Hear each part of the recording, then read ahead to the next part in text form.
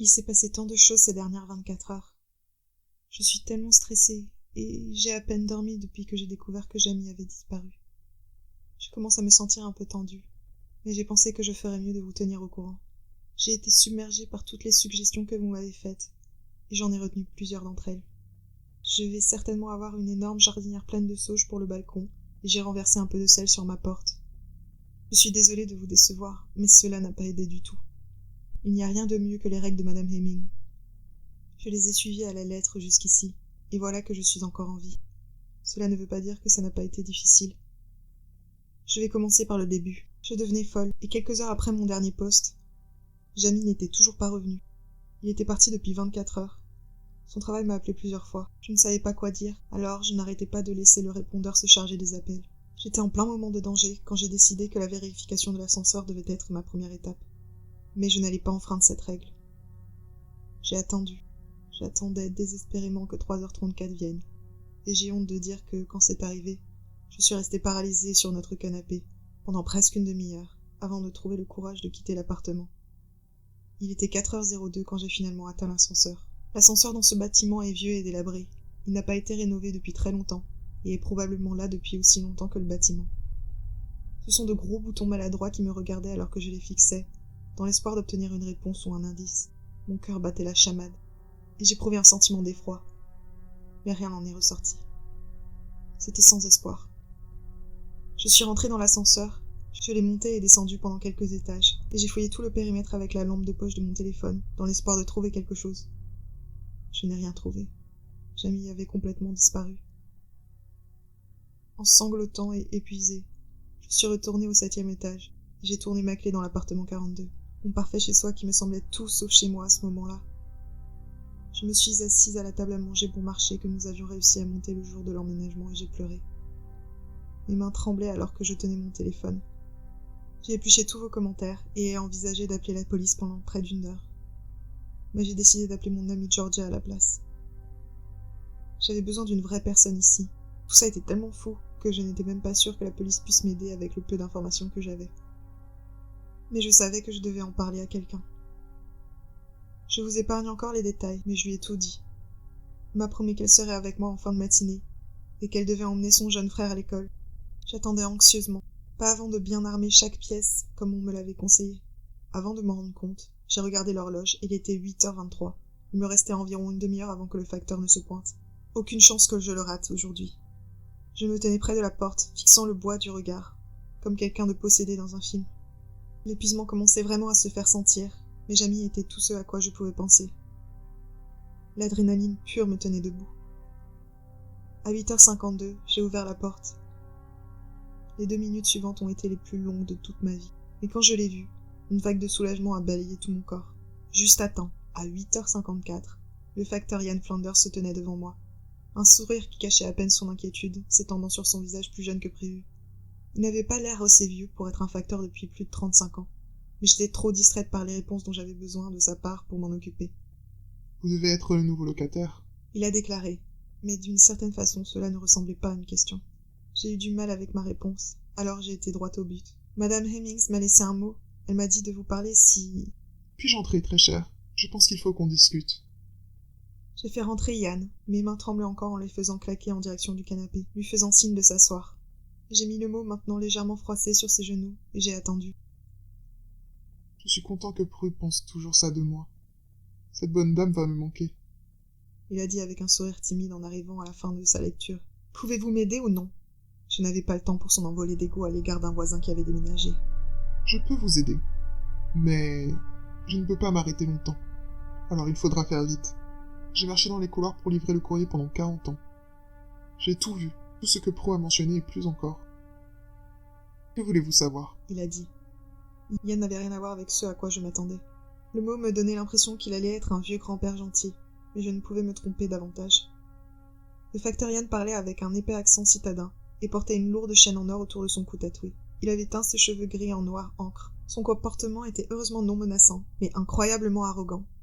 C'était le genre d'homme que j'imaginais dans un pari sportif, frottant ses mains sales sur les notes pendant qu'il se vantait d'une victoire. Il n'a pas demandé de permission quand il a allumé une cigarette dans mon salon. Je n'ai pas posé de questions. Nous fumons habituellement dehors, mais je n'allais pas me disputer sur les détails techniques. J'ai pris un bol pour les cendres, et j'en ai allumé une aussi. Commençons par les choses dans l'ascenseur. Mon copain a disparu et il a pris l'ascenseur il y a plus de 24 heures à 3h15. Nous n'avions pas encore reçu ce mot. Je n'ai pas eu de ses nouvelles depuis. Je dois le récupérer. Je lui ai aboyé dessus, comme si, plus je parlais fort, plus je pouvais influencer sa réponse. Mais rien ne m'a préparé à ce qu'il a dit. Sa peau est devenue pâle, et son visage dur devint plus sympathique alors qu'il expliquait. Il est mort, très cher. Oublie-le maintenant. Une seule personne n'est jamais revenue de l'ascenseur à cette heure de la nuit, et c'était Prue elle-même, après en avoir été témoin. Ces créatures déchirent leurs victimes. La pauvre Prue était traumatisée.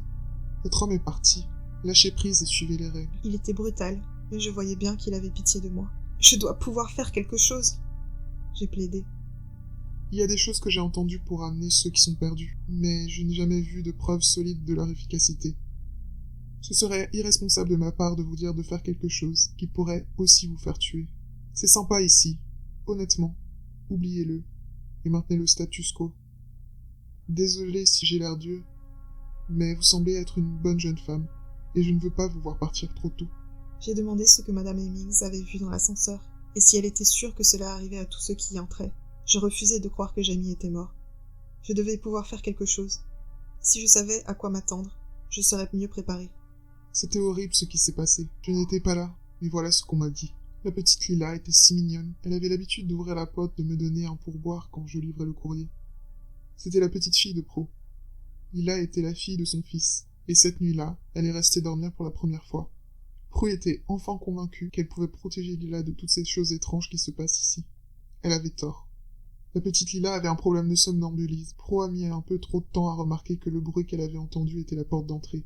Et, lorsqu'elle a atteint l'ascenseur, elle a vu ces créatures tirer les membres de Lila loin de son corps. Elle a essayé de les combattre. On a même tué un. Mais elle n'a pas pu sauver sa petite fille. J'étais hystérique. J'imaginais le destin de Jamie. Quelles sont les créatures? Les avez-vous déjà vues? J'ai demandé. Personne ne sait vraiment ce que c'est, très cher. Ils ont quelque chose à voir avec le bâtiment et toutes ces bizarreries. Personne ne les a jamais vus ailleurs. On ne sait pas d'où ils viennent, juste qu'ils sont ici. Je les ai vus à quelques reprises au fil des ans. Habituellement, lorsque de nouveaux voisins ont laissé des biscuits pour leurs chats et leurs chiens, ou n'ont pas éliminé les déchets alimentaires correctement. Ce sont de curieuses petites créatures, presque inoffensifs en dehors des heures dont Prue vous a averti. Mais s'ils sont nourris, ils peuvent devenir très vicieux à la recherche de nourriture supplémentaire.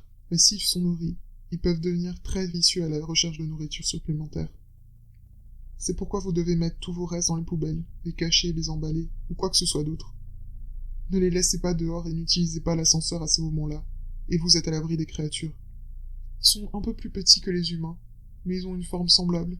Ils ont des caractéristiques grotesques semblables à celles des rongeurs, et sont beaucoup plus gros que n'importe quel rongeur ne pourrait l'être. Comme des enfants rongeurs, je suppose. Ils ont 2 rangées de dents pointues par mâchoire, et sont constamment affamés. Quand ils mangent, ils croquent et mâchent d'une manière violente et dégoûtante, crachant partout. Pro dit qu'elle pouvait entendre les os de sa petite fille se briser dans ses mâchoires. Il est devenu pâle à cette idée, mais il a continué. Quand ils sont arrivés pour la première fois dans le bâtiment, il y en avait des centaines, ce qui a provoqué un chaos parmi les résidents. Nous avons perdu les résidents de plus de 30 maisons individuelles, mais les habitants ont riposté, et ont réussi à les tuer tous, sauf la plus forte minorité d'entre eux. Les créatures qui restaient étaient incroyablement dangereuses, et apparemment impossibles à éradiquer. Alors, les habitants ont conclu un marché, une entente selon laquelle ils seront laissés indemnes et autorisés à vivre dans l'immeuble en échange de la sécurité des résidents en tout temps. Mais si quelqu'un se promène dans l'ascenseur entre 1h11 et 3h33 du matin, c'est une partie équitable. Cette période est la période où les créatures sont le plus frénétiques, et les restreindre dans l'ascenseur était plus sûr pour tout le monde. Que Dieu vienne en aide à quiconque les rencontre durant ces heures. Ils sont venus ici depuis ce temps-là et ont prétendu que beaucoup de gens ne se doutaient pas qu'ils évitaient les escaliers. Mais rien à voir avec ce qui était à leur arrivée. Quelques-uns ont été condamnés pour ne pas avoir respecté leur part du marché, mais nous n'avons pas eu d'incident à l'extérieur de l'ascenseur depuis des années. Estimez-vous heureuse d'avoir raté cette crise? Tout ici est plutôt calme en ce moment. Je suis désolé pour votre petite amie. Je dois vraiment y aller, je suis en retard pour ma tournée. Il a griffonné son numéro de téléphone sur un bout de papier et me l'a donné. Seulement en cas d'urgence, je n'aime pas être dérangé. Vous ne pouvez pas partir? Le mot disait que vous alliez m'aider. Je me suis exclamée. Et je le ferai! Il a rétorqué. Quand il y a quelque chose que je peux faire pour vous aider. Je ne peux pas ressusciter votre petite amie, et je n'aime pas être en retard pour livrer le courrier. Je vous verrai bientôt, très cher. J'étais sous le choc. Je n'arrivais pas à croire ce que j'entendais. Je n'arrivais pas à croire qu'il me quittait après la surcharge d'informations et le petit rayon d'espoir qu'il avait allumé en moi, puis écrasé. « J'appelle la police !» j'ai crié, désespérée de me sentir comme si j'apportais une solution à tout ça d'une façon ou d'une autre. « Oh, vous pouvez essayer si vous voulez. » Yann soupira en ouvrant la porte pour partir. « Ça ne fera qu'irriter les créatures, et ça ne ramènera pas votre homme. Monsieur Prentice déteste quand la police vient aussi. Si vous voulez dormir la semaine prochaine, j'éviterai à votre place. Attendez une semaine, signalez sa disparition, et apprenez à vous adapter à la vie ici. Sinon, vous serez morte dans quelques jours. » Et sur ce, il ferma la porte derrière lui. Je l'ai rouverte. J'avais tellement plus à demander, mais il était parti. Aucun signe de lui nulle part dans le couloir. Peut-être c'est moi qui ai perdu la tête. Je pourrais imaginer toutes ces choses.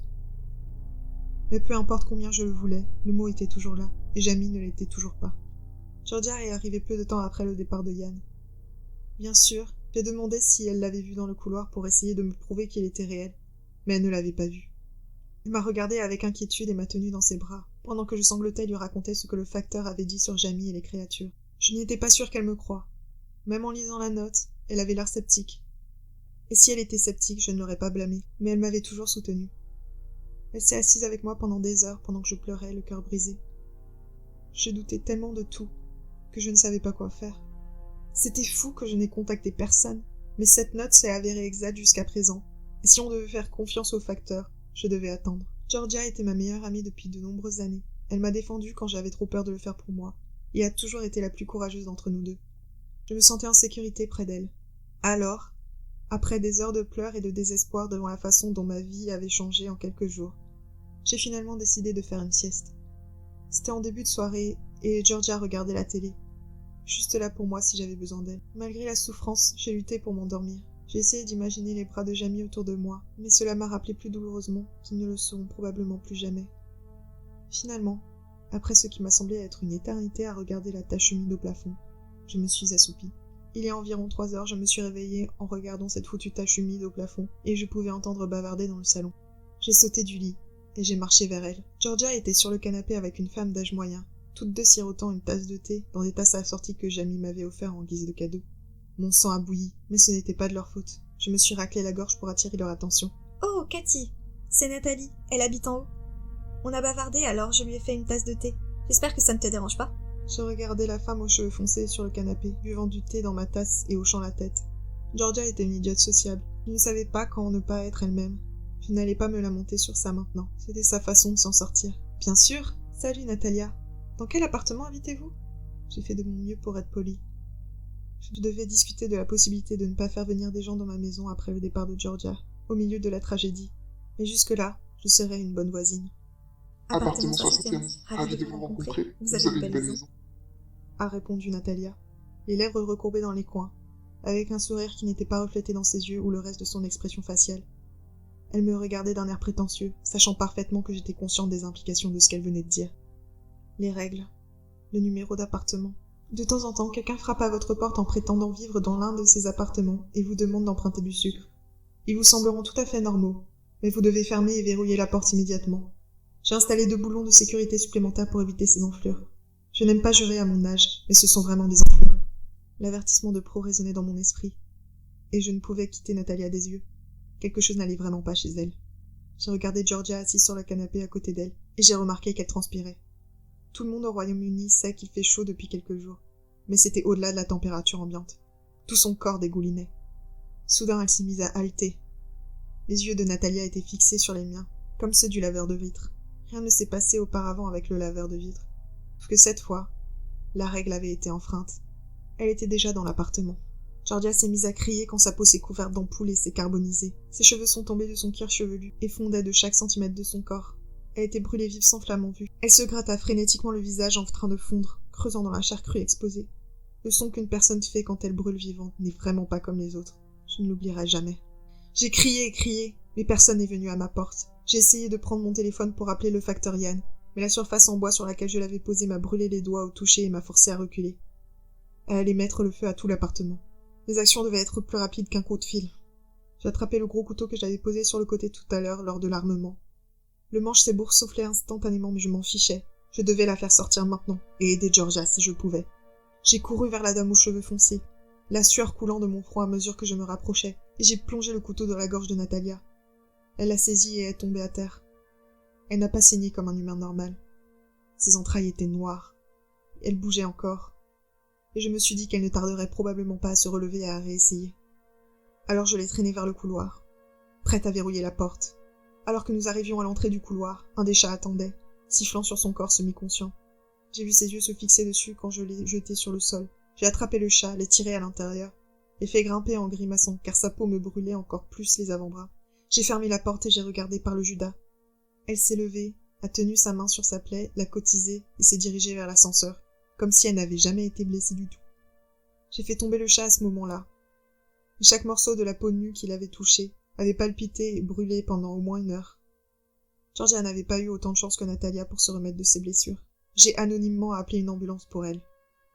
Je n'arrivais pas à y croire, mais elle respirait encore. Elle avait été gravement brûlée, sa vie ne serait plus la même, mais elle était vivante.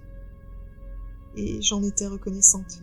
Ça a l'air horrible, mais je l'ai laissée au parc en face de l'immeuble, sans téléphone ni pièce d'identité. C'était ma meilleure amie et je voulais être là. Mais si je reconnaissais mon implication dans les blessures aussi graves, ils me soupçonneront, et je perds la chance déjà minime que Jamie puisse être sauvée. Ça ne veut pas dire que je m'en fiche de Georgia, mais elle est vivante. Je ne croirais pas que Jamie ne l'ait pas tant que je ne l'aurais pas vue. Alors maintenant, je suis de nouveau seule dans l'appartement, hésitant sur ce qu'il faut faire ensuite. Je veux m'en aller. Je veux tellement m'en aller. Mais c'est ma première maison avec Jamie. S'il est vivant et que je peux le sauver, je veux que ce chez nous soit là pour qu'il revienne.